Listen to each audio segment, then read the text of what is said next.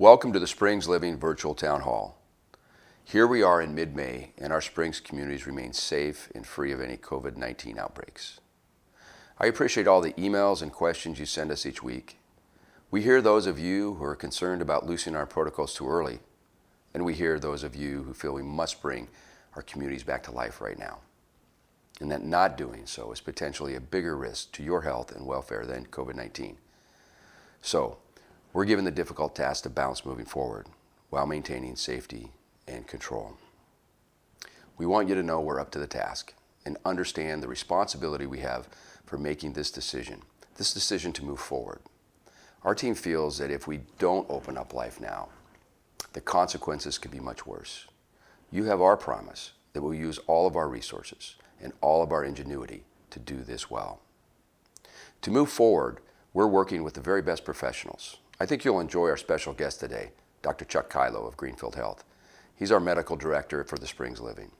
Please welcome Brenda Connelly, our acting chief operating officer, and Dr. Chuck Kylo to answer some of your questions. Brenda, it's all yours. Thanks, Fee. Before I begin, last week we told you we would keep you updated on the testing recommendations from Oregon and Montana. The Centers for Medicare and Medicaid Services put forth recommendations to each of the 50 states on reopening for long-term care facilities, which includes, among many other things, a recommendation to test all residents and staff of those communities. The Montana governor and state agencies came together and made available testing for all residents residing in long-term care across the entire state. This testing is voluntary, but we believe that it becomes important to identify potential asymptomatic carriers, as well as to support the ability to slowly open our internal community life enrichment activities and dining. So in our communication with Oregon state agencies, we do anticipate that they'll follow soon as well. And again, this testing will be voluntary, but it's highly encouraged. Visitor restrictions bring a heavy weight on everyone, especially to our residents who love connecting in person with you as their loved ones. It's possible that access to testing will serve as one piece to the puzzle in each state's gateway to loosening those restrictions at some point in the future. As Fee mentioned, I have a special guest with me today, Dr. Chuck Kylo. Welcome, Dr. Kylo. Thank you, Brenda. I really appreciate the opportunity to be here with you today. So, Dr. Kylo, we began working with you and the Greenfield Health team about a year ago, but more formally the end of February this year. And your expertise has been invaluable to our COVID fight as a company, and certainly has helped us to design our infection control and testing protocols, as well as you directly assisted with training our nurses on how to do the nasopharyngeal swab testing. So Dr. Kylo, do you mind sharing with us a little about your background in medicine, as well as how you see the collaboration with the Springs Living and Greenfield Health providing value to the residents, the families, and the staff that we are part of this organization? Well, thank you, Brenda. I really appreciate it. It has been a great start of our collaboration. We look forward to many years. I'm a general internist, meaning a basic adult physician, a primary care doctor. And I trained in internal medicine, but I also trained in infectious diseases with some experience in infection prevention and public health. And so the pandemic really is very natural ground for how we think about the work in infection control and infectious diseases. And so we've been delighted to really have the opportunity to work with your residents. It's such a wonderful group of people, and to really work with your leadership and your staff, both of whom are so dedicated to doing an exquisitely good job on behalf of the residents. And I think that shows in how low the infection rate has been, almost non-existent in your communities. And that's because of the hard work and I think the vision that you and the leadership of Fee and the leadership of the Springs have provided. We have an on-site clinic that's just getting started at the Lake Oswego site. The site itself is new and our clinic is new. And so we're delighted to be able to see residents on-site at the clinic.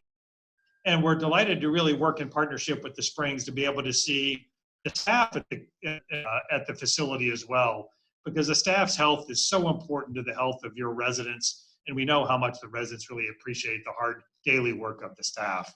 And so That's how we got here, Brenda, and it's really been a wonderful story of collaboration since we started this journey together, and I really appreciate that. Thank you, Dr. Kylo. And it has been such a pleasure for us as well, especially these last few months as we've really been able to lean on yours and your team's expertise to help us walk through this uncertain time with COVID-19. It's new for all of us. And certainly we've been learning and growing together. And I don't know if we would have been able to get through this without your support. So thank you. We have had a number of questions come in for you, and we appreciate you taking the time today to answer these questions. The first is from a daughter of a resident in Montana. She asks, why shouldn't I just bring mom home to my house to ride this whole thing out? Wouldn't it be safer having exposure to fewer people in my home versus what she has in the community? Well, the community, thanks to the organization of the Springs, have been extraordinarily safe. And I think we're all grateful for that. The individuals really don't have exposure to many people in the community, and it's a very controlled environment.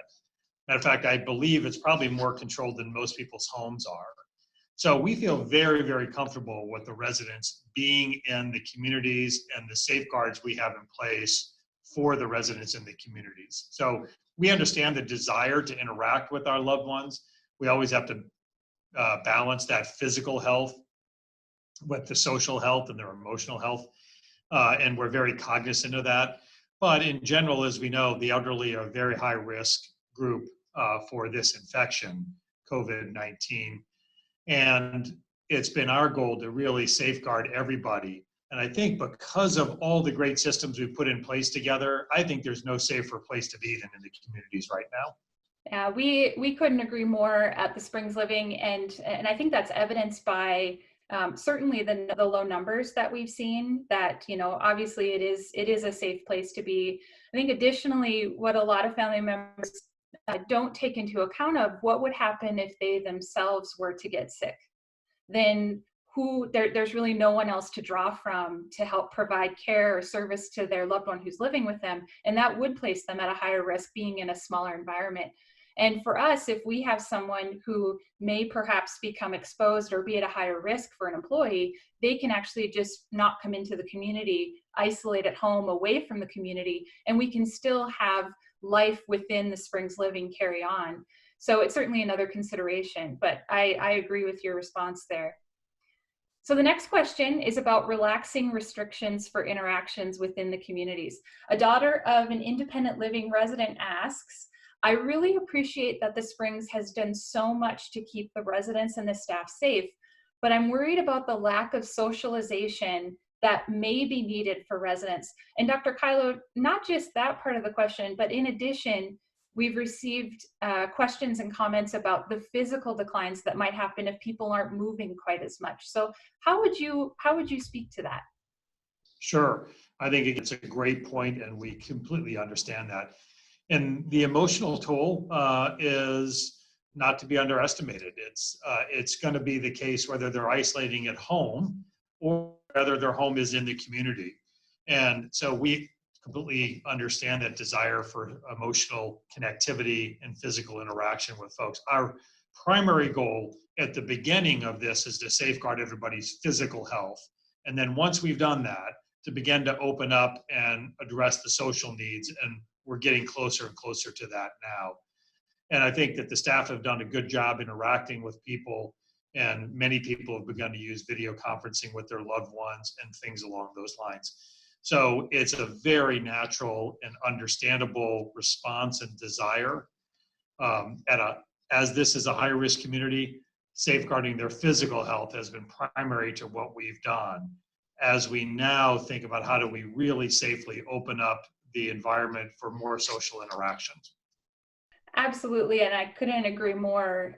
Conversely, we've also received concerns from family members who are worried we might be opening up the community a little too early. And in thinking about how we take this slow and steady approach, one of the things that really comes to mind to me as we develop that is we have to be concerned about that holistic wellness. And you really alluded to this.